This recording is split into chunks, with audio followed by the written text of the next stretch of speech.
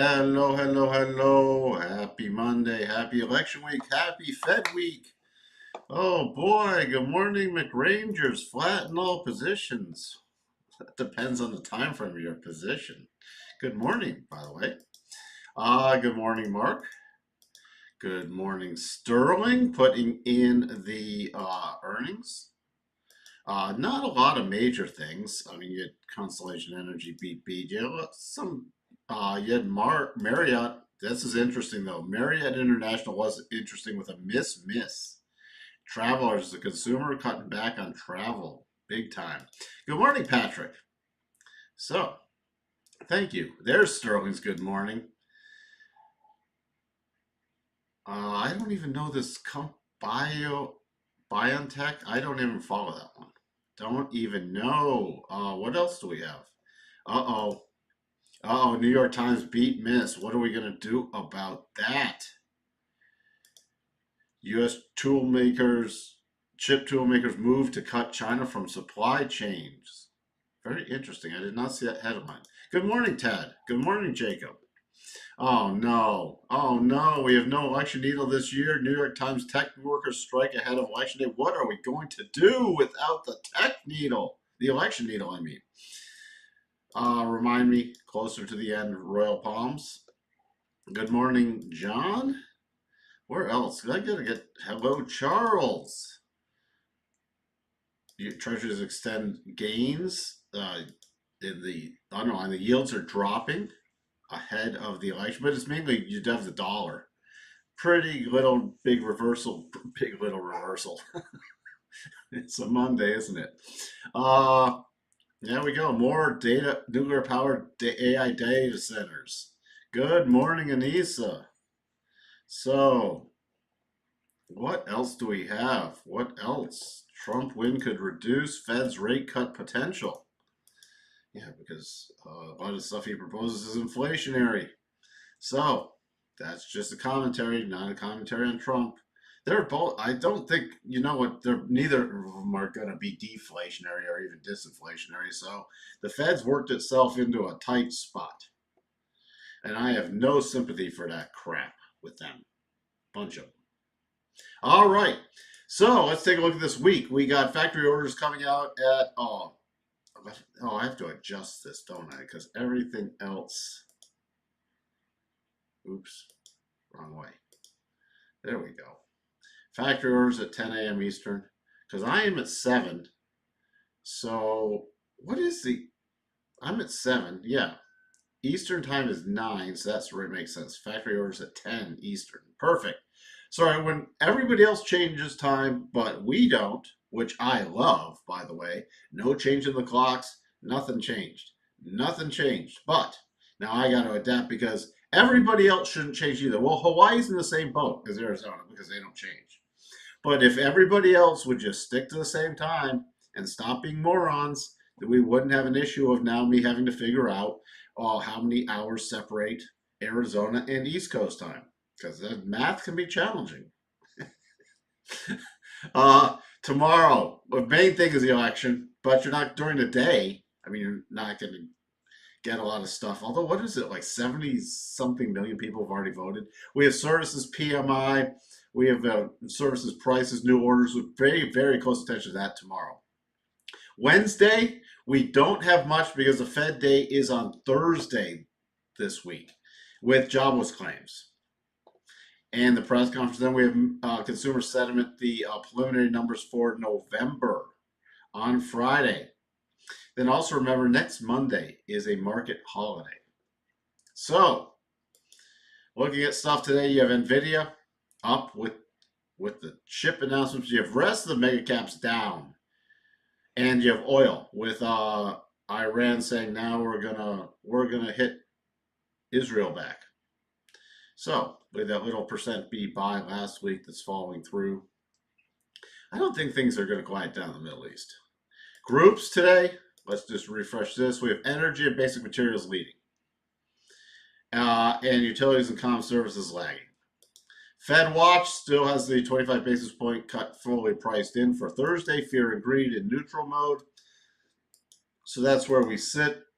Berkshire Hathaway and Buffett lightening up their portfolio more and more, selling more Apple, more in cash, holding more T-bills than the Federal Reserve. Good morning, Anissa. I don't follow Wedbush. I don't follow most of these. We're just gonna have to see. We're gonna have to see. People not being more morons is a tall order. I I just don't understand why we just can't do some simple things like get rid of daylight savings time or just stick with one time. Can we just, if we can't do that, what makes you think you could do anything else? That's all I gotta say. Next Monday is a market holiday in the USA. So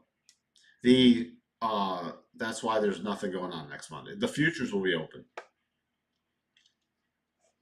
All right, in terms of earnings, Sterling already put in some stuff. The key thing I got my eye was what Sterling put in this morning was Marriott, which was a miss. Now after the close, you got Palantir is pretty much the big one. You have a lot of companies reporting this week, but not a lot that's going to move the market. I mean, we got the other stuff that's going to move the market. What's going to be interesting is Super Micro, who's on or resigned. Tomorrow afternoon, that's going to be interesting. What else do we have? I mean, there you go. Toyota on Wednesday for Sterling before the open. Qualcomm after the close. What else do we? Oh, yay, Moderna and Halliburton. Wonderful. See, we just don't have much going on this week. Just a lot of companies. But again, things are going to be market moving. So let's take a look at the markets. By the way, I don't know if anybody spotted this on Friday.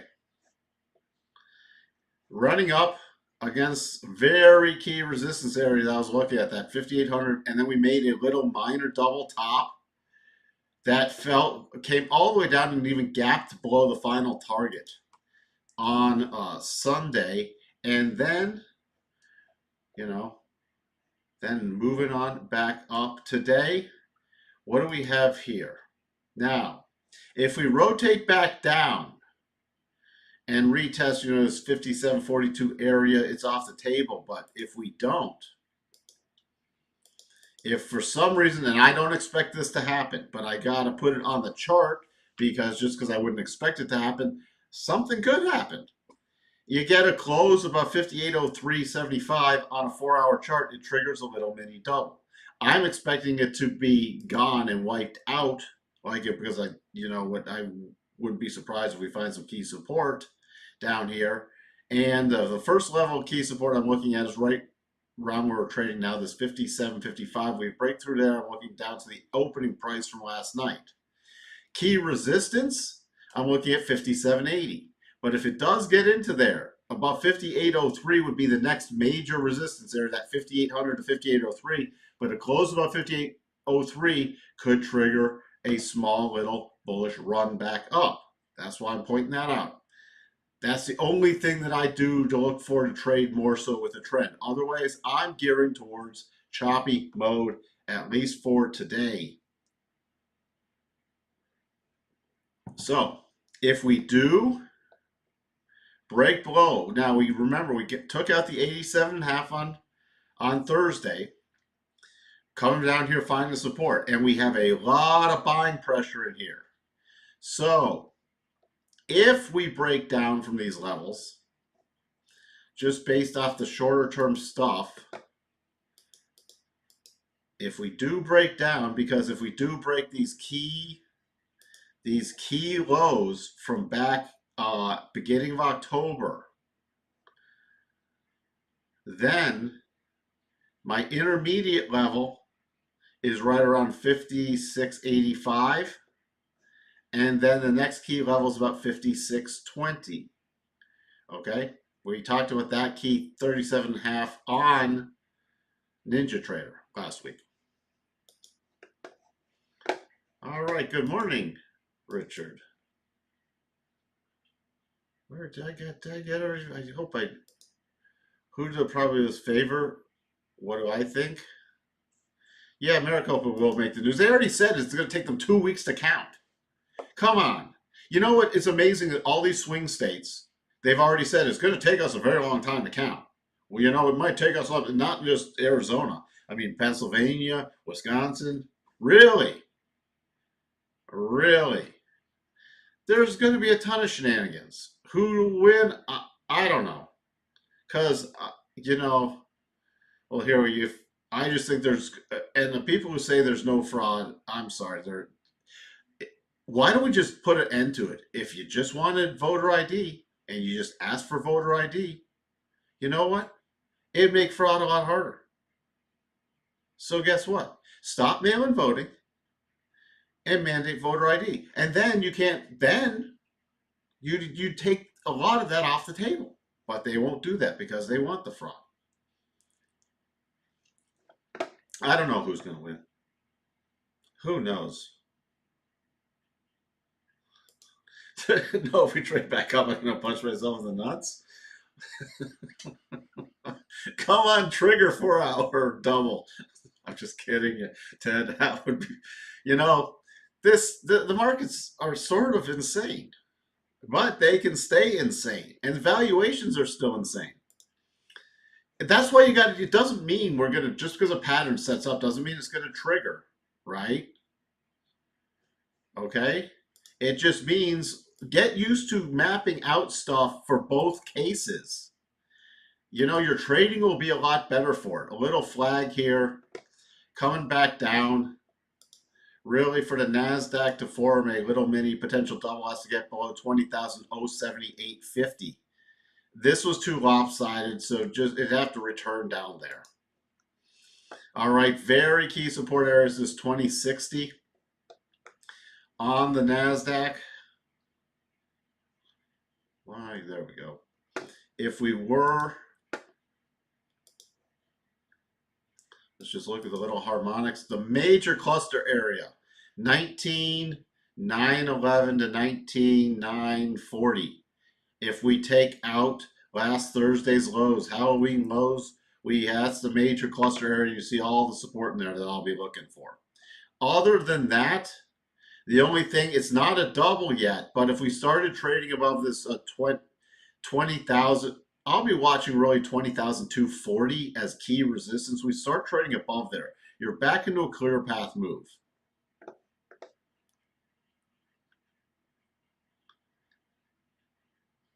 See, that we don't need, all right, make it a national holiday.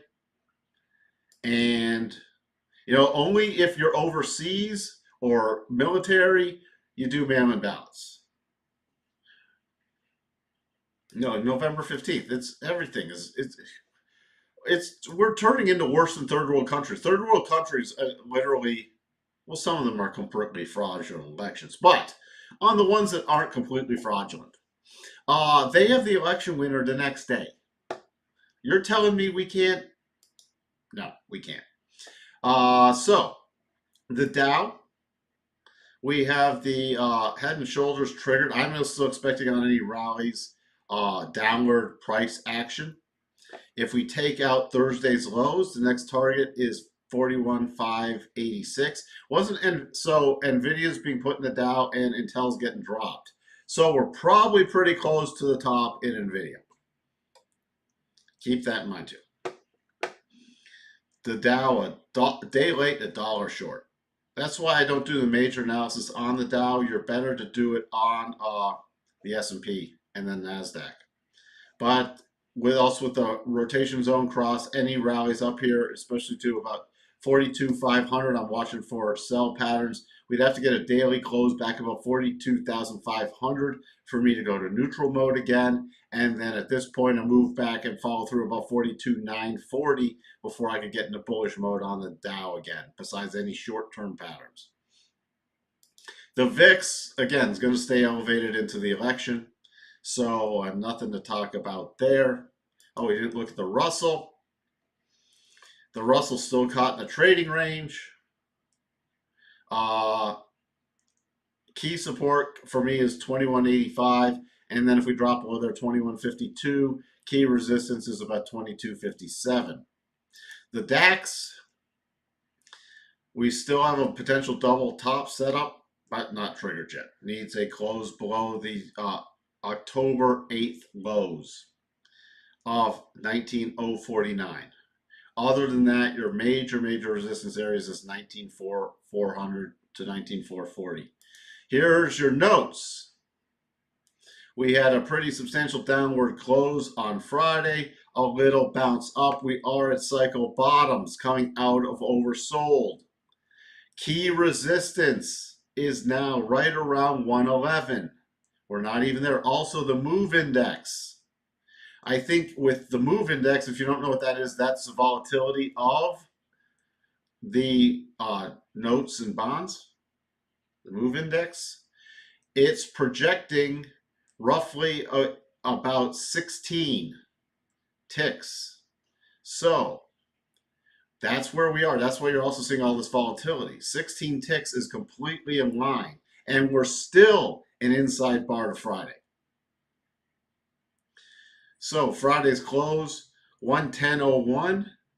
Trading right now, 16 ticks to that would be 110.17. We're trading just above that, 110.19.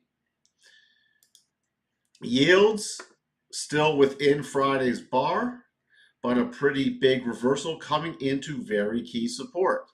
The two levels of support I'm looking at for the yields are 4.25, and then if we drop below there, 4.2.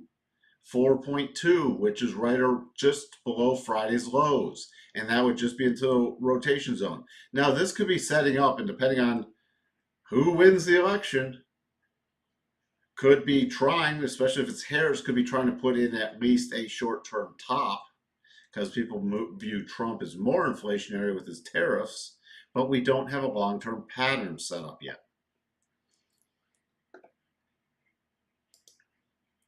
Dollar index coming into very key support from back in the middle of October and the bottom of the rotation zone.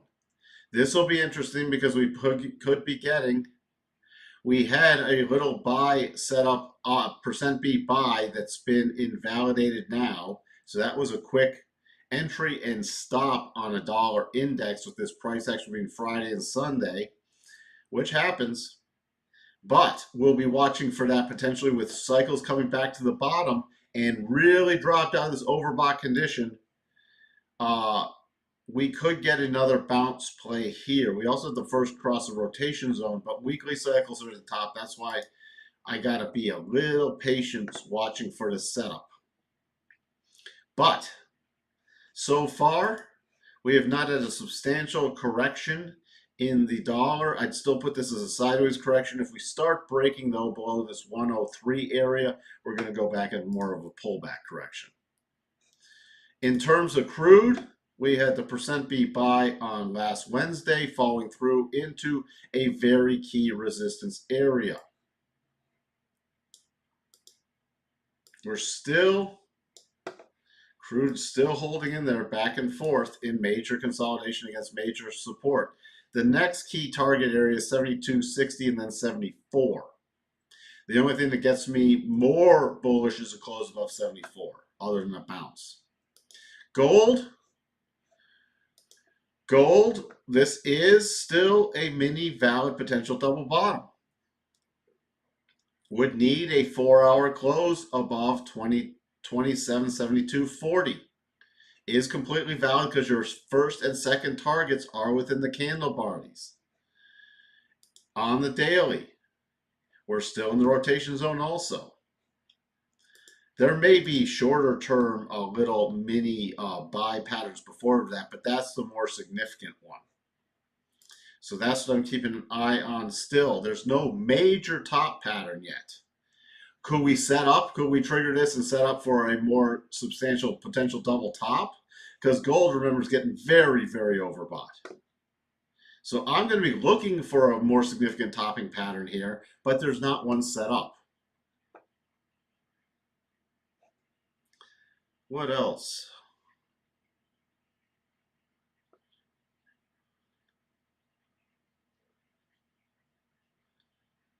What else? Hold on, I got to get back through this.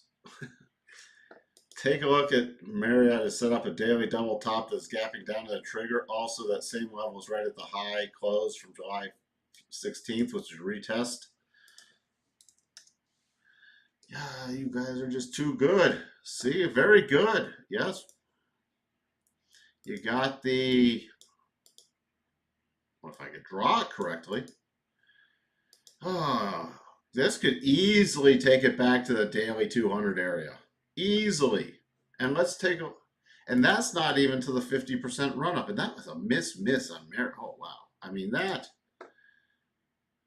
consumer is, I'm sorry. Look at this. This could be a nice little, I know a lot of people don't short it. I play this with options. But that's a very nice little setup.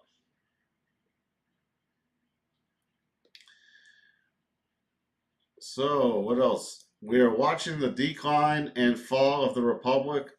Yes. It's slow, and the amount of people that just want to tear it all down is mind-boggling to me. From when I was even growing up, what a change. What a change. Let's see, Jacob, when you were in Colombia, I had no idea that there was an election day. I was just trying to get a beer and it was impossible because they don't sell booze on election day. Probably a smart thing. Yeah, if you're too drunk to vote, you shouldn't be voting.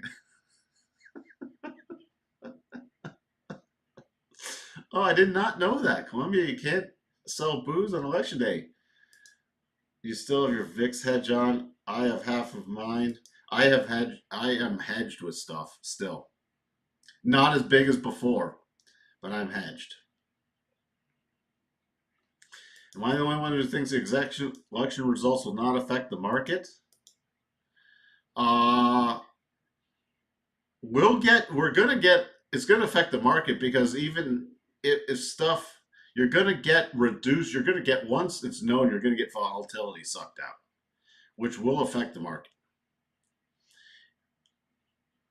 Yeah, you're the only one. Let's just look at TLT right now. Let's look at TLT right now. It's a Monday. Uh, your only key little thing on TLT, besides it should still favor a rollover play probability wise. You're still with the road now. If this triggers and the rotation zone's out of the way, you could definitely see more of a bottom in the TLT. It closed 2 weeks ago below 62.5. So we still have the magnet price about 89.18. The only thing that would change my mind in the short term for a more substantial bounce would be is this little double. You need a daily close, at least a daily trade above 93.29, and then a follow through close above there. And it would be preferable if you also closed above the rotation zone because it's still a close in the rotation zone. The rotation zone, that's why the probability is there. You are at cycle tops.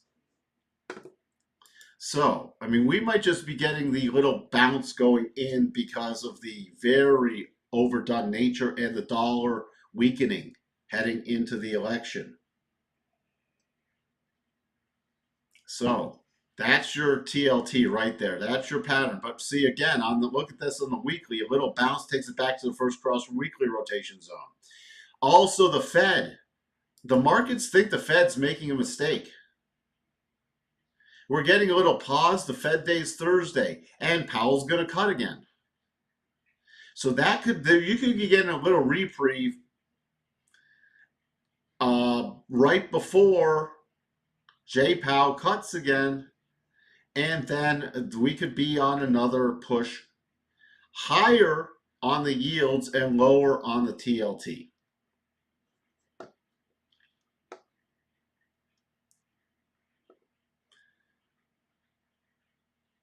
One day me will talk pretty, but not today. Well, we wouldn't expect anything more than that, Ted.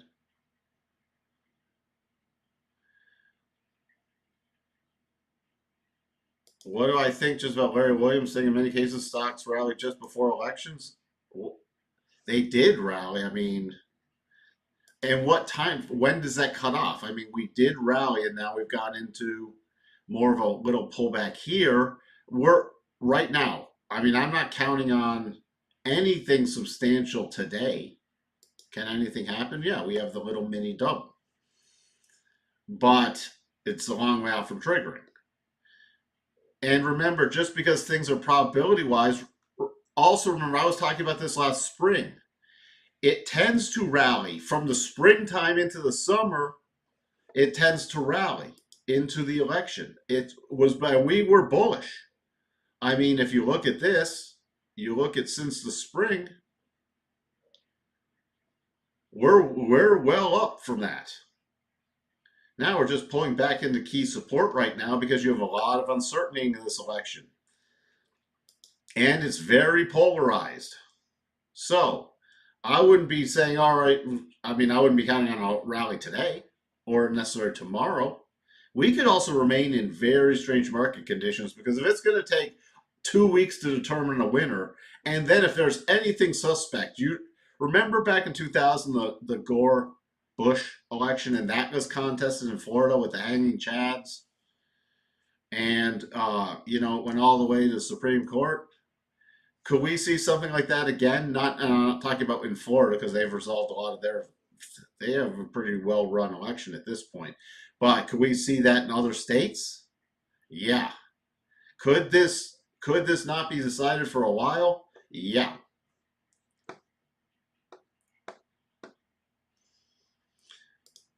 The only thing the thing that's important on Fed Day is what Jay Powell says during the press conference. And I disagree. The election is more important once we know the winner is more important than a single Fed meeting because that can also determine Fed policy for the next number of meetings. So I disagree, dark screen sleep. By the way, you have the yen strengthening, but just back to very key support area. Also going to be watching, you know, it's still between the 62.5 and 50. Going to be watching for a potential rotation zone and possibly a percent beat buy as daily cycles get to the bottom. Euro virtually completed. This technically, after hitting that second target, that technically, with the close above the 62.5 still, did not invalidate, if you were trying to trade the whole pattern the way it was tested, did not technically invalidate it. So you still see closing in. This already hit it on the minor targets, but the major targets, it's virtually up there. At this point, I would not put a lot of risk because Euro's completed its pattern. Also, if it does pop, you have the 50 EMA just overhead and the 37.5 harmonic. So I'd be watching for at least a pause there. The spiders, still, where are we? We're just at the open. Just keep watching the harmonics. You don't have a little mini double in the spider. So the only thing that makes me bullish in this is to start closing above the opening price. I'll watch for that trigger on the S&P futures, but if you're just looking at the spiders, you see Friday's high and Thursday's open. You start trading above there, you have the gap fill. Other than that, if this does rotate back down, and goes below 570.22, then you do have a potential double bottom setup. If we break below Thursday's lows, if you break below Thursday's lows, 566.23, which is coming right in line, look at this. Look at that. The big support base from back at the beginning of October is the first harmonic. And the second harmonic is still to a gap that's been left behind right there. You gotta love the markets.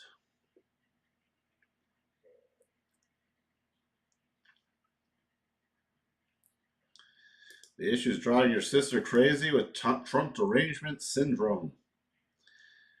So we will see this. All right. Let's see this with the Qs.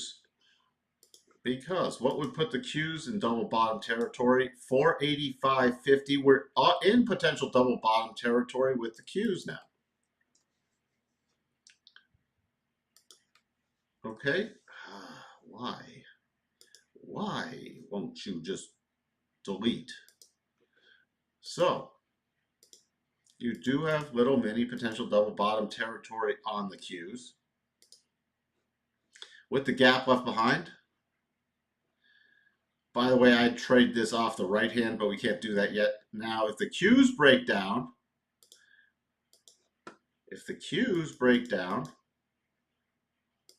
and don't trigger the double and break through Thursday's lows, you're looking at about 481.55, and there's still a gap left behind, by the way, to 482.15. Sorry, 482.07. 482.07 is the gap left behind, and then you have 479.35. The good old Bitcoin. Not much to talk about there. We're at daily cycle bottoms, so we start trading back above 69.5. Could be a buy setup there. The weekly candle on gold is bullish or bearish. The weekly candle is very toppy. Okay? But on a long-term perspective, we don't have a significant topping pattern in here yet.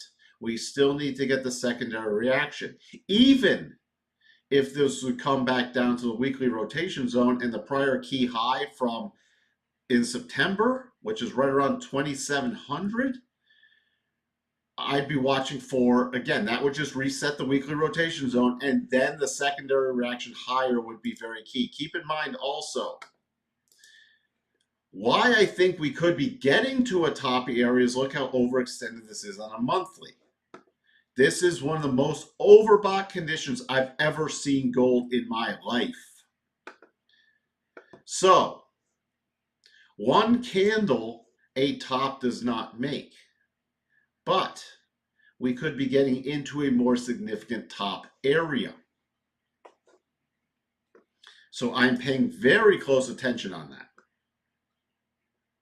And something like this 4-hour double triggering, that could potentially put us into a daily double top.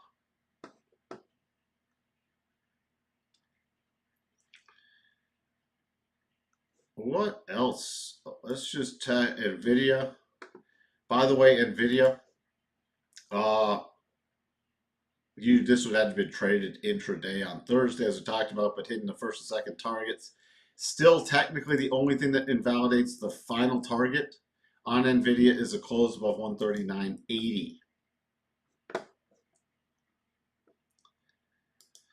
Thoughts on silver? Silver could definitely play, could definitely still catch up or hold stronger than gold. It's now back to its weekly rotation zone and still holding above major resistance. If silver starts closing back below 31.50, we'll all get into more neutral territory, at least in the short term. And remember, it did not fall through above the 62.5, so it did not shift its longer term probabilities yet. Also, don't have it on this one, but this was, still is, a triggered double top that's hit the first target. So in the short term, in order for silver to start invalidating this, it's got to get a close above 34 again, roughly.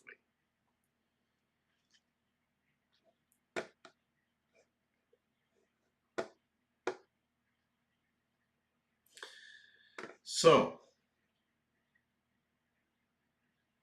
I'd be in more neutral mode on the daily. We could be setting up for maybe a percent B buy or something, but you're going against still a pattern in silver could easily still come down to 31.85. And then, I'll be cautious then, but still it would have completed the pattern. There's no major top in place for silver yet. Now, if we do rally back up, and put in a massive weekly double top, then we have a very key pattern set up for silver. And look on the bigger perspective where that final double target is, it would reset it again into the rotation zone and still hold above. You see candle body key support. You see there? See, that's where it topped out in May, retested in July, and then, yes, it dipped below in October, but closed at that level and then found that and confirmed it key support mid-October. So that's why that is my key closing area, because that would complete the double and then hold and be a retest. So then that's when I'd start watching more aggressively for a buy setup. Hope that makes sense. Sort of go off into the open. Let's just see where we sit. Where we sit. Okay. All right. This now the potential mini double in the S&P futures is off the table because now it's a 1-2 triple bottom on the 1 hour, and you see triple bottom on the 4 hour, and the little pop in the rotation zone, we've rotated back down. And the area I said was watching for support, we're testing right now. So we don't have that pattern in play. So on any rally now, your very key resistance is this 57.75 area. URA, if I still have time. Uranium. First, let's get to the longer term. It did close above highest closing a couple weeks ago, but we're pulling back in, still trying to chip away at this base, still in an uptrend, completed the mini double, so not surprised to see it take a pause here. Really start watching. I'll go back into neutral mode on long term, still bullish. Neutral mode I'd be going into neutral mode on a close below 27. Other than that, I'd be watching for potential cycles getting back down probably this week to the bottoming area. So if we hold the key support, I'd be watching for another potential buy setup in this vicinity going into the end of this week, potentially early next week. If you really want to fine tune your analysis, as long as we don't close below 27.05. So 27 is key, and that's the level I said before, and that's with the harmonic. 27 is key. Anything, if we remain above 27, I'd be watching for buy setups to come in. All right? Okay. There we go. Tesla, what's going on with you? Nothing. Nothing. Still an insanely overbought. Insanely overbought. What is it? 68.44 P to E. Oh, but there's no great pattern set up right now. All right. I hope everyone has a wonderful, wonderful trading day. Remember, if you haven't already voted, make sure you go out to vote tomorrow. It's very important that you do vote and vote whoever you think the best candidate is for this country.